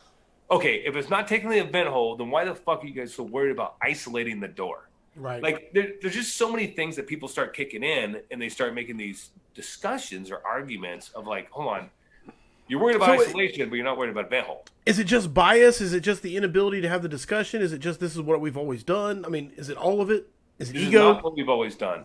We have documentation hundreds of years ago of firemen across this world going in windows and making rescues. And the thing is that sometime in the history, someone put a checkbox to it. That's where we become linear. That's where we have a problem. It says one person, one firefighter, one room, you must isolate. So now someone added the I. I don't know why, but no one even knows where VES came from. I cannot find out so far. I'm so hoping that someone can tell me that the first time that VES was brought up. I want the definition. I want to know why. Because I've been told 1,000 different reasons. It's for porous roofs. It's for, whatever. No, I'm with you. I remember when it first popped up around here. You know what I'm saying? I do remember. And I'd never heard of it before, but it's window-oriented search. Are you a fan of the term window-oriented search, or is it another term you would prefer to see used? Well, yeah. What are you trying to do? I'm just asking. You trying to open a can of worms? Yeah. I know a whole region of this. Like, if anybody's watching from this region I'm thinking of right now, they're going to blow their minds. They're going to want to kill me. But yeah, dude, it's search. There's no other thing. It is search. A search is a search, and a search is a search. My department does not assign VES. As in, I'm a company officer. You assign me to search. We as a company make a decision. We do our thing. We target our areas, and we kick ass. Right. So that's one point, is that we don't get assigned to do one area from an IC that only sees part of it. I'm going to get a couple sides. The word search is a checkbox. Tell me something, like, does fire attack have a checkbox? Does searching through a door have a checkbox? How about that? Does searching through a door have a checkbox? No. Okay, so if you can't get through that front door like I was talking about earlier, and it only opens an inch, but you can break out the window next to it and go in, now you have to do a checkbox, right? Yeah. I I mean, mean, for a textbook, you do. right. I mean, these stupid textbooks that are coming out here, quit buying these fucking textbooks. You guys are killing American firemen searching, not actually killing, but dude, you're killing our culture. Is that if you read the paragraphs about VES, OVIS, they're dangerous. Don't do it. Never do it without 360. It goes against 2 in, 2 out. They're lies. Those are lies. We need to teach the basics of search, and that doesn't matter if I come down the chimney, like Santa's going to come here in a couple of months for my girls. If I come through a wall, so like last night, we had a couple armor on a commercial, and we cut a hole in the wall. It was a huge, whatever, I don't know, 80 by 200. And Delta side had no entry. So we just took a chainsaw, cut through the metal clad, and it's like, this is like, we feel like this is going to be a good area for us to get, like, check it out and maybe make entry or egress. And so it's like, well, is that VES? What if I call it a door? Or is it, like, I don't even understand the difference, right? Is it the size I do, or is it the height that I do that makes it a window or a door when I cut it out? So we need to make these decisions, and we need to teach the basics of search, which are, this isn't all of them, but is you size it up, the occupancy, where you're going to target search. You look at the conditions, and then you look at, do we know fire location or do you not know fire location? That tells you where the priority is. Are we going to locate fire or are we not? Because it's already been located. The conditions and the heat in your experience are going to help teach us how to spread out. So there's no such thing as split search and oriented search for our department. We don't really talk about that. Is that if you don't feel comfortable, do not search outside of your means. Do not search outside of your experience. If you don't feel good, come back. We cannot have this salty, like people put these people on this pedestal. They're salty. They've been a raw dog. They've been there. I'll tell you what. I don't want to ever be that guy. I don't want to be called salty. I want people to think that they can always come to me, because I never want to delay somebody from calling a mayday or making the right decision because I'm going to call them a pussy. That is not okay. We can't have that kind of culture. So these searches, so once you go in these conditions, is that if I go in the front door, I'm going to isolate fire when I can. If I go in the window, I'm going to isolate fire when I can. I'm going to take out the window whenever you go in a window tip, obviously. But when you go in a bedroom from the other side, I'm going to probably isolate and take out the window.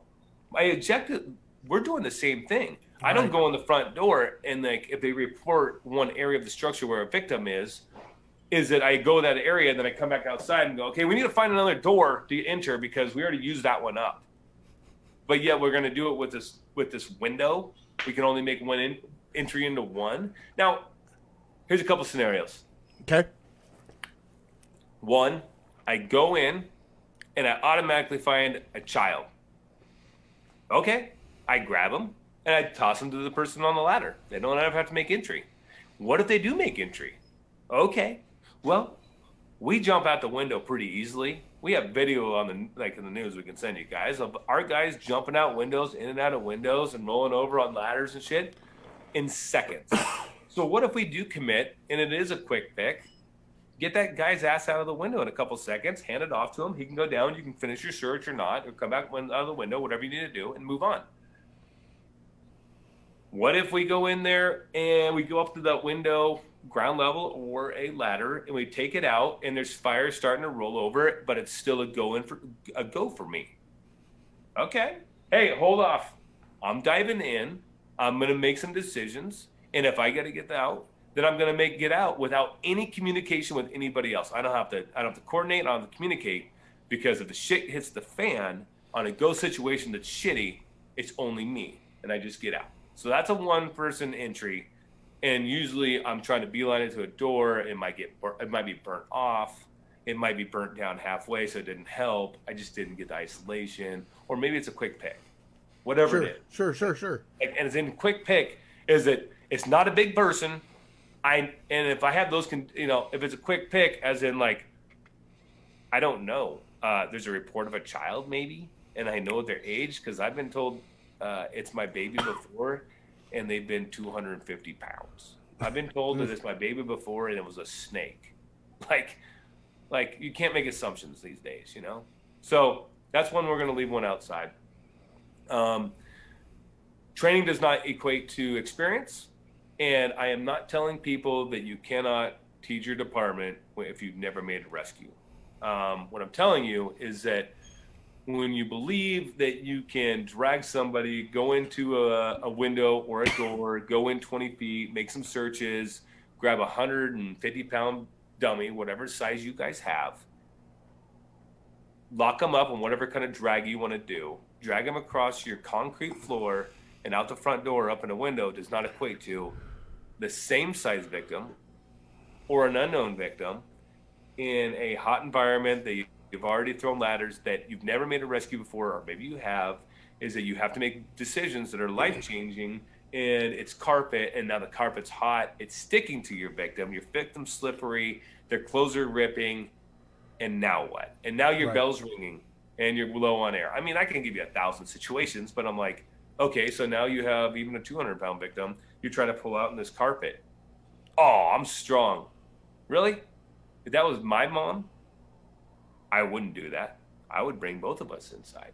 I'd make us more efficient on how to get out that stupid window, because that's what everybody's focusing, not everybody, but that's a lot of people are focusing on, is that they're ready to receive, but it's like, well, how do we get better at exiting and entering that damn window? Make it a couple seconds, and we'll move on from this whole stupid discussion. I don't feel like I poked a bear. I feel like I poked a dragon with that one. I feel like I got the fire. There's a lot more to discuss on that, but I mean, there's good stuff. Josh Coper wants to know, and dude, there's still 3 pages of questions. I'm just gonna keep throwing stuff at you. And well, here's the deal, Corley, is that we want to keep people's attention. I really want people to keep people's attention. We can always do another one. Okay. But we kind of talked about before, dude. Like, I'm really excited about. I haven't really listened to the end of your guys' things for your questions. We don't ever have to get to that. I want to do what's best for the people that are listening, and for me, I love getting put on the spot because it makes me better. Okay. I want that shit. Bring it. Okay. I don't know if they're going to put you on the spot, but I'll keep throwing the audience questions at you. Yeah. Can you talk about the impact of crew integrity and its importance to surge? The radios, the tools, the mindset. It's one of the biggest things that my guys and myself have taken from Justin and company. Yeah, man. Tell you what. So last week, I don't know, last week, it was close to last week, we just had a Mayday. It's a pretty serious event. We had a pretty serious event, and I was riding backwards that day. So both my firemen and one of my firemen and my driver are now promoted today. They're both lieutenants, but they were riding up front for some time, and so we go to this fire. I don't want to talk too much about it because it's still under investigation, but talking about crew integrity, right? So the officer, my firefighter was the officer, and that I just realized, like, over the years as an officer, and I'm not that senior as an officer, I'm just saying over my years, is that what pisses me off the most is when I get on the radio and call for Heavy Rescue 5B, they don't answer. And then I do it again and they don't answer. So what do? What would you do, Corey? I mean, realistic, what would I do? I start stomping around the scene, getting angrier and angrier. Yeah, so not me. So it depends on the situation. If it's urgent, it's one thing. Typically, it's calling them because I want to coordinate some shit. Right. So I just throw my mic and I just do work. So that happens a lot. And it's happened a lot over the years. Well, we've been lucky, dude. Our department is a badass fire department. I ain't no lie, dude. Like, I'm really impressed with our department. But we've definitely got lucky. And so, like, this last one, we had this Mayday, and I'm riding backwards. And just after that, just talking to the crew and the firefighter that was the officer that day, is that I was over communicating with him as for a fireman position, just because I wanted to make sure he felt comfortable. But we talked about that kind of stuff. And after our AAR, quick AAR, not a real one, but we had another one just to make sure that everybody gets some shit off their chest, is that's one of the things that came out, is that, like, what are the conditions? Like, when the IC wants to know, like, hey, what are the conditions? It's not hot and smoky. That's a bullshit conditions. Hey, yep, we have high heat, we have 5-foot visibility, but it's improving. Good. That's a better condition. The communication between crews is that so like 2 days later we had a fatality fire. My driver now was my front right guy. He's sitting front. I'm a fireman. We form for 360. We have fire blowing on floor 1. We have reports a person trapped. It's a basement. We have fire on floor 2 halfway. We have walls burning through. So like this thing's been blowing. It's been a blowtorch. There's been some wind. It's out in the country. So we get out there. We do a 360. Dude, we can't push in that stuff. So we do we're gonna go through a window with 2 of us. Well, I just go make contact with the face-to-face with the company officer for the day, my driver and the other firefighter, and say, hey, we're gonna go in the window on floor 1. And they're like, all right, we're gonna go to the basement and go behind the line. It was all involved in the basement. Right on. So the communication wise is that the biggest communication for me, and I could be taking this 100 different ways, I guess, as I'm thinking about it, is that, dude, you got to know where they're at. That's it. Like, I don't need to know what room they're in. I just need to know what floor they're in. Unless we're in a bigger building, then it's different. Sure. So most residential structures, dude, I just want to know what floor you start, because when it's good fire, shit happens. Now, if you're talking about communication otherwise between the company, as in the interior and not on comms, now we can break it down to, is it with a victim? Like you find a victim, or are you talking about for search communication? So I'm going to just get rid of the victim. Let's go for search communication. So search communication is very minimal to me. We go in, and if we go down a hallway, Corley, you're going left. That's it. Okay. That means I'm going right.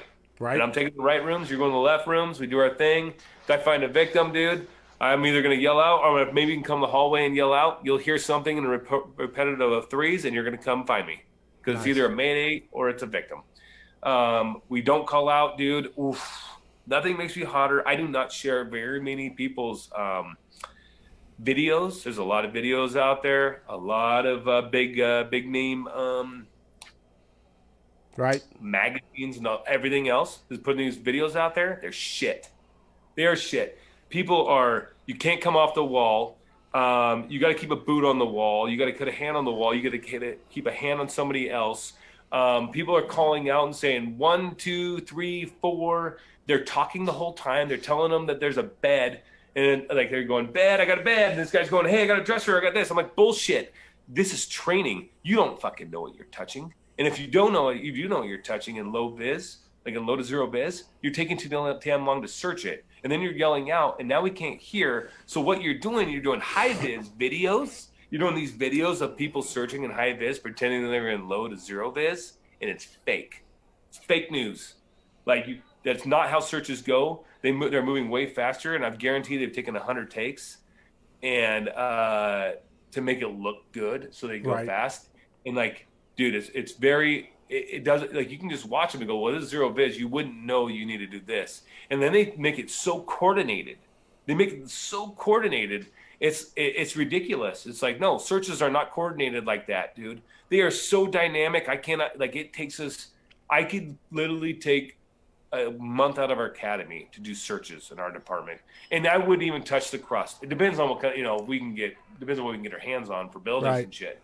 And so, dude, this shit's fake news. So we got to get over this stuff. I'm not saying that my shit's right. I have failed many a times. My department's failed. I've failed. My crew's failed. We're learning from it. But the thing is that we know is that we're heading in the right direction, and we do that by mentors. We have lots of mentors across this nation. And so these videos of this communication orientation, dude, if people are constantly trying to tell each other what to do, we have a problem. Right. If we're touching each other and saying, who are you? We have a problem. Right. We need to look into that farther. So communication-wise needs to be very minimal for the search, man. Besides, hey, we're going upstairs. That means you guys are going downstairs. Or, hey, I'm going right. That means you're going left. Pretty simple. But what I do is that depending on if they're newer guys, because I touch every newer guy that comes in our department, is that when they come out of a room, I'll be done. If they're walking, I'll grab them, and I want them to be on the ground. Like, hey, can you fucking see now? And this is how I talk And I grab them, and I'm direct with them. I'm like, is this better? Yes. Okay. Did you vent the window? Yes or no? And I'm very short. I'm very direct. And if they say no, get back in there, vent the window, isolate, go to the next room. So I'm not typically in the hallway directing any of that shit, but I do find myself in the hallway because we cross over, we do some shit. Well, I'm searching as well. And so when I see things, I call it out during the search. The best training is during a real fire, and you correct it right there. And you only can correct one thing at a time. It's one of the Aaron Fields things. Dude, you tell them one good thing that you want them to keep doing.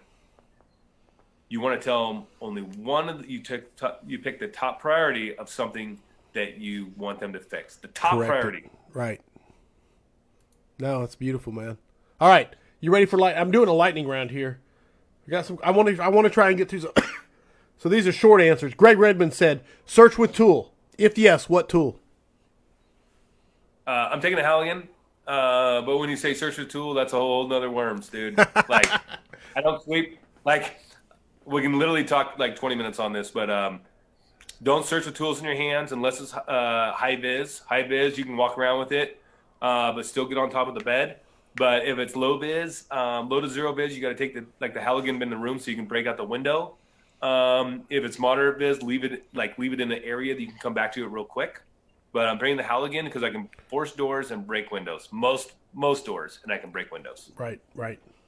Brian Fiore said, thoughts on search ropes and large area search tactics, search ropes and taglines off the primary search line. Okay, so, dude, wow. This is... Again, we could talk for 2 hours. Yeah, and that's the thing. And that's the thing about search is that, like, it is so dynamic, it's not even funny, but, like, let's get real. Searching large structures, disorienting, I would call them disorienting or large structures, is that if I'm going to do rope, is that we don't tag into it and search off. We have one rope, and we take off of it, and we're like, hey, go what you feel comfortable pretty much and come back, and then we'll move on. But my plan would be to search from multiple points from the outside. So I'm going to become search group. There's going to be another company. Okay, hey, truck 4, I want you guys to hit the Alpha Bravo corner door, search and make contact with Heavy Rescue 5 on the interior to make sure that they connect. And then that way we know we have the width. And then now we just know that we got to figure out the depth. And then we'd be like, okay, truck 16, I need you guys to come to Charlie's side mid-span. And so, like, dude, it's a huge communication thing. We're going to miss areas. Right. But, like, realistically, what kind of building are you talking about? We can talk a million things. Let's talk about Costco. Everybody's been at Costco, right? So, like, they have what? I don't even know. 24-foot ceilings. If you have zero viz on the ground in Costco, you're in some serious shit. Yeah. You better be on the roof opening that thing up. Yes. And you better be flowing 2.5s. Like, and smoothbores, right? Like, you better be doing some shit that's searching. That's dicey. If you got zero visit at Costco, you're doing a primary. Yeah, that's very dicey. I mean that's. No, I love that analogy. I love it. No, it's people beautiful. Throw out a lot of scenarios, but the thing is, I'm like, wait, have you even thought about this? Like, you think you're gonna go on a zero viz for Costco? Ooh, like I think I'd take a line. Screw it. Take a line. Open the roof. Let's go to work. My man Von Brown says, Justin, how dependent are you on a tick when searching versus just placing your hands on everything? Can you talk about how you implement the tick with your search? If Andy Stearns is out there watching, I need you to come to my department and come teach us. Here's the catch. We don't have any money for training. So, besides that, I'll tell you that in the academy you get 0 touches for the camera that I know of. We bring them, we have them. My crew, we all have a camera, but I'd probably say we are under trained on them. So like we're under trained on them. Yeah, we can go through the different modes and stuff like that. We have like K55s, K45s. Our engines, the firemen have like K2s, and then the officers like a K45, so have better resolution. But I'm not, dude. We isolate, we vent as we search, we size up the structure for orientation. But if I'm going in a commercial structure, I'm using the shit out of that tech. If I'm going in a residential structure, I'm going hands on. I'm moving quick. We don't guide. We typically I don't I can't remember one fire that I've ever guided another firefighter trying to search a room. We don't do that. We split. We go search our own rooms. Typically, when I use a tick, it's going to be so the media the other day we had a collapse. I used the tick, and I'm looking for contour because like the collapse, everything's straight, and so like all the beams, like the roofing material and everything's gonna be straight when it comes down. So actually, I'm looking for my buddies inside that are like the contour of them. So that's what I'm looking for instead of heat signatures with them. And I'm just doing a scan. And sometimes on a secondary search, I'll use a tick. The problem is like you're thinking, well, wait, what are you doing a secondary on something that's low zero vis already, or loaded zero vis? I'm like, well, so in our department, what I'd probably do is I'd use a tick, I'd do a secondary, but I'd let IC know, hey, we did a secondary, but it's not complete because we need more ventilation before you do it appropriate. So we'll do like 3 searches sometimes. So to answer your question, I suck. Our whole department, most of us do not use them. Some of the engine company officers use them for search because they probably default more to staying close to each other. They get the probies, and they got to build a relationship, and they got to build relationships for fire. And I don't have that problem. I have the most senior guys in our department on my rig. Well, on our rig. Yeah. That's hey, that's why people identify with you. It's just an honest answer, man. I love it. We are bringing Andy Starnes in to more, and I'm about to put the tickets up for sale. There's only like 15 spots per day. We're doing 3 days in a row for our shifts. Oh, and, sweet. But we're doing 15 spots for people outside to come in. So a quick announcement there because you brought him up, and I just wanted to plug it because it's coming up in February. But anyway, absolutely. Okay. So this is where I kick to the point to where I start talking about books because I love books. I'm a reader. I'm a massive reader. And I want to know what Justin McWilliams thinks about book. Obviously, IFSTA's not on the list, but I want to say book or books that you think firefighters should be reading. Number 1, The Polar Express. Here's why, dude. Okay. Family comes first. Man, my family's been through dude, you want to know about my history of me in the fire service, dude? I have been fired as a volunteer. I have been put off on leave for a month. I have been moved off of the big rigs. I've been moved off of rigs that I had to promote to get back on those rigs. Family comes first. Friends and family. Dude, I've never had don't get me wrong. I read Polar Express when it came out. I've never had Polar Express given as an answer. I love the answer. Thanks, dude. Family comes first. Crazy. And I love. Go ahead. What's that? Go ahead. Crazy Horse and Custer. I really think that. Well, one is that I'm native, and I really love hearing the history of shit. And the thing is that we don't know our history. A lot of people don't know our history. And we don't know our history, just like BS or VIS or Windows searches. We're going to doom to have failure, and we're going to have problems. I think that you go back to here and you start reading it and you start understanding like what people went through. And like, if you look at this right here, is that it'll change your thought process on some of the natives, from some of like the big crap of like just say scalping and stuff. And sure. They have coups. They weren't into killing each other. They were into coups. And then a couple of coups, a battle, then they'd go back and then they would, if someone died in a battle back then between tribes, it was a big deal. One death. So check it out.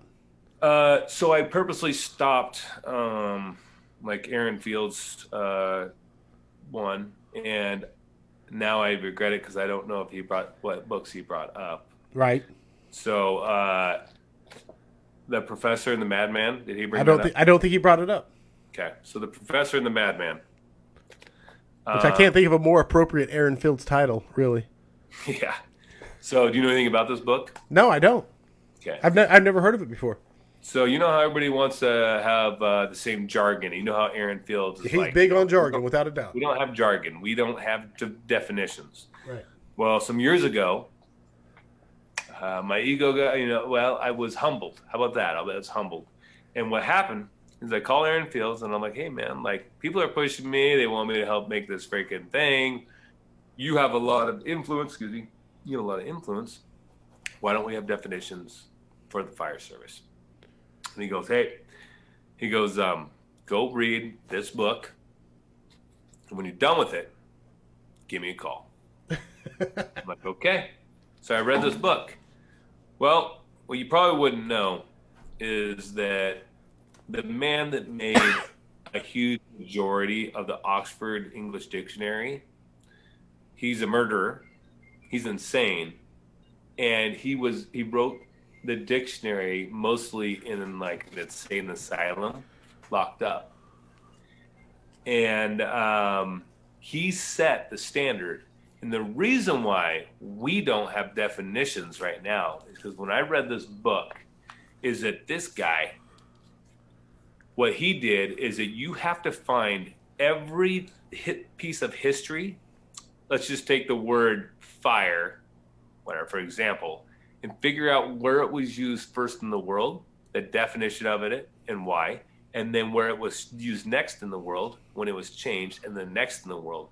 And then define those, and then finally you have to come up with a conclusion of like what the actual definition is. Right. So you have a history throughout the whole, centuries of definitions. And so I never called Aaron back about this. That's why he gave you the book. I didn't call him back. I was going to waste his time. Right. No way. The best we can do, like he says, is that we can have jargon within our department and start trying to help influence from there on out.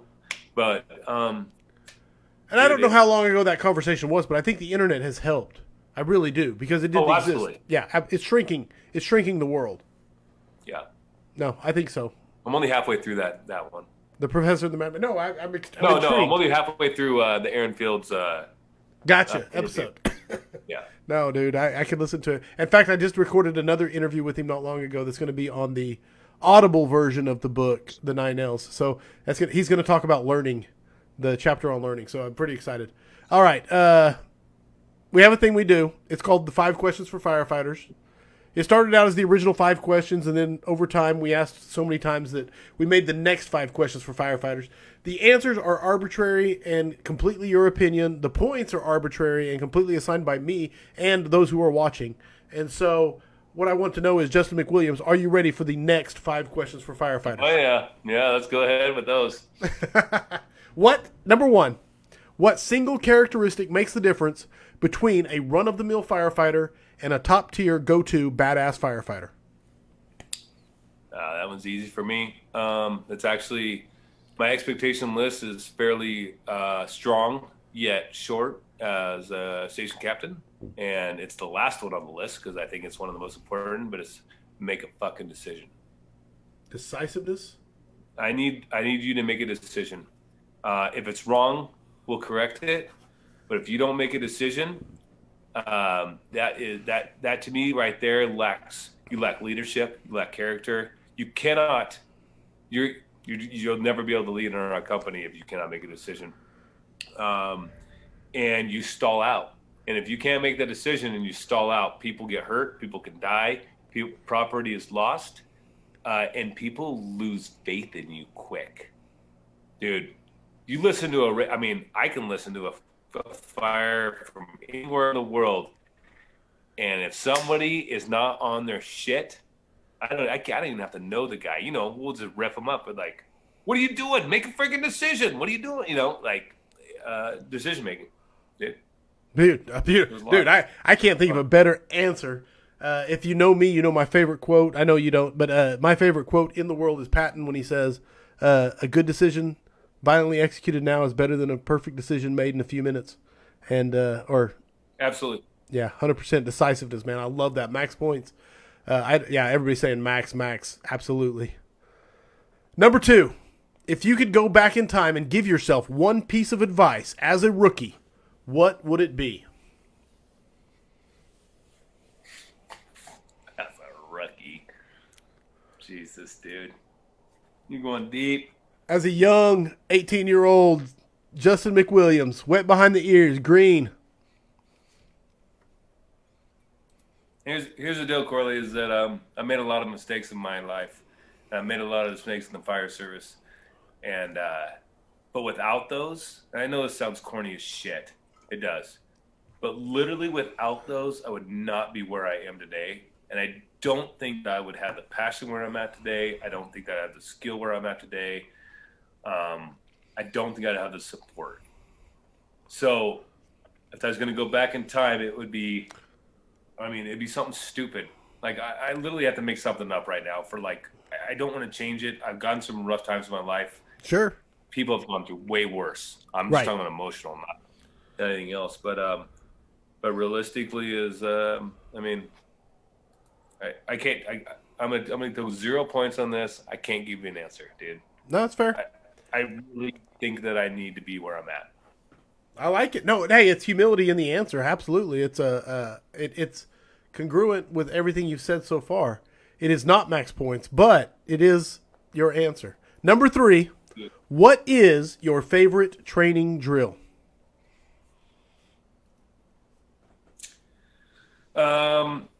Well, I think my favorite training drill, is one that we fail at. And I know that's not the question you're asking, but I'll tell you, as a firefighter, I remember when I got punished one time, and I got moved houses, and I'm sitting in the back seat of an engine company, and we go to drill with a multi-company drill.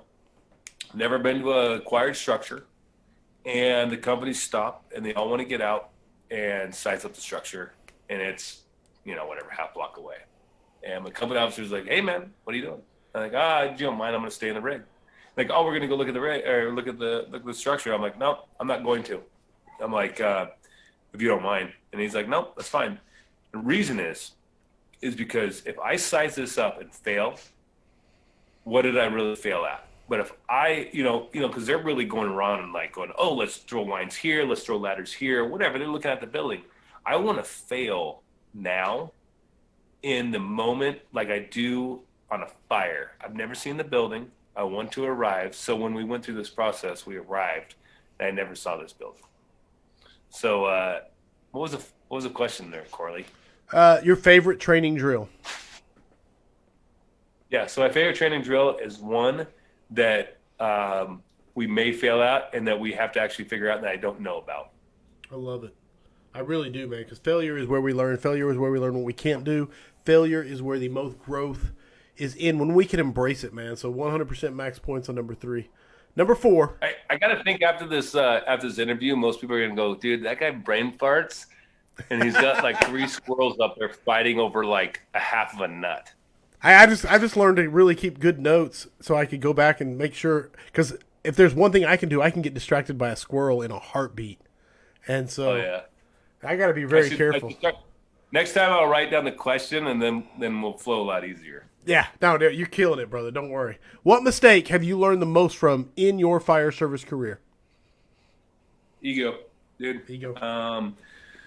Not checking ego, and that's just straight up, as in, dude, dealt with it. Is that assuming shit? Is that rumors and assuming stuff? And those are the things that are going to definitely be the biggest. Are going to be like, you assume something, and just because you heard something and you don't go and directly address it, or if the same with a rumor is something that I'm actually trying to actively right now, like go with my station. My station's pretty good about it, but we're starting to seek out rumors and go to the source and break them off there. Nice. No, ego, man. Ego is the opposite of humility, and 100%, brother. It is tough. Final question. Heavy fire, searchable space. Would you rather? It's almost a dumb question, I think, but I'm still going to ask it. Would you rather be assigned to the nozzle or first in on a VES? I don't understand what that is. So I understand first on the nozzle. What's the other thing? I almost didn't want to ask this question because I knew you were going to pick it apart, but go ahead. What was the other thing? Like first in on what? First in on the nozzle or first in on VES. Yeah, I don't even know what you're talking about, that second word, but that VES thing. Realistically, dude, I'd love to be first in on a nozzle, man. Really? I've done that very rarely in my career. I've spent most of my time on a truck in the heavy rescue, and dude, I have not fought a lot of fire on a nozzle. It's not my thing. I've been protected by those guys. I've had it roll over on me without a nozzle and other kind of shit. But man, I can get on that nozzle and get a real good firefight in, especially with a new guy. Get our asses kicked. I think that'd be a good time. Smoothbore Cartel said, "My man," all caps. Matt Donnie said, "Dead to me." Matt Donnie. There's two responses right there, dude. I love them both. Yeah, those two. No point. Nick Ledeen said no points. No, brother, 100%. I was surprised by your answer. I really am, man. Great answers. And there you have it. I'll give max points on number 5 just because the honesty of the answer. And there was a lot of honesty in those. Excuse me. A lot of honesty in those answers. And that is the 5 questions, the next 5 questions for firefighters, according to Justin McWilliams. And that officially makes it 164 scraps in the books. My brother, Justin McWilliams, how can people get a hold of you if they want more information, get in touch with you, book a class, etc.? Well, I'll tell you what. Don't text me. Stop texting. I just deleted 800 unchecked text messages the other day and all my whole book. I was done with it. Don't text me. Call me. Dude, FaceTiming number, like face-to-face, so fly over here, come talk to me. Pay for me to come and see you. Like, at least pay for my flight and my wife can come or something, hang out in the sunny area. FaceTime me, call me. If it's a quick question that I can answer, you can text me. But, dude, if I have to think about it or if it's long, I'm not texting you back, and I won't even check it. Email, same thing. I am inundated with a lot of shit. We got a couple classes coming up, like the Phoenix one. It's actually going to be with my fire chief and I, Fire Chief Nick Brown. So if you guys do come to that, don't expect it to be the normal search crap. It's gonna be a little bit of a culture and how to build it, and it's going to be between the line and with the fire chief himself. Sounds awesome. So my phone number is 503-729-2734. And if you don't like what I have to say, FaceTime me. 503-729-2734. There you go, man. Brother, I appreciate it. Everybody else, housekeeping time. Firehousevigilance.com. Go there if you want to be a part of the Vigilantes. We go live once a month. We discuss books. We discuss podcasts. We have a lot of fun. We are currently designing a coin for the Vigilantes. It is a really good time. If you want to be a part of it, go to firehousevigilance.com. Scraps, killer lineup continuing. Man, I don't even... where am I at? I don't have my thing pulled up. So, yeah, I won't even try. Killer lineup continues for 2022. It's amazing.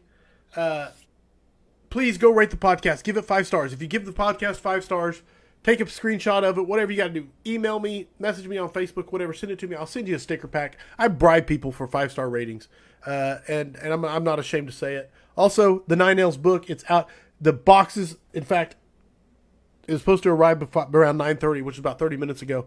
The boxes of books are arriving, so I'll be shipping out everybody that's been ordering over the last week or so. You should start getting your books in the mail over the next couple days.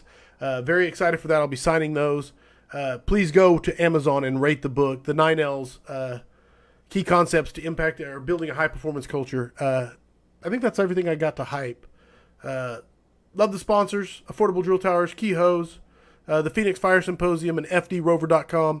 My brother, Kyle Romagus, the Smoothbore Cartel himself, always curating your questions. And as always, what makes the scrap so special is the firefighters who continue to come in here, ask unbelievably good questions, and give great feedback, man. And I'm going to tell you, Justin, thank you for your evening, because this was one hell of a scrap. Thanks, man.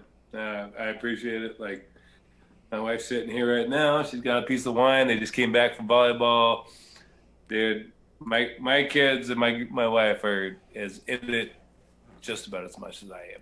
That's awesome. Not as much as fucking Donnie's wife. Right. They're in it. Cece's in it deeper than I am. My wife. Deep enough, man. I love it, brother. Go enjoy Polar Express. Family time. Family time, absolutely. Hey, thank you for your evening. Audience, I love you all. As always, mutts don't scrap. I hope the tone stays silent. Unless it is burning, everybody stay safe out there.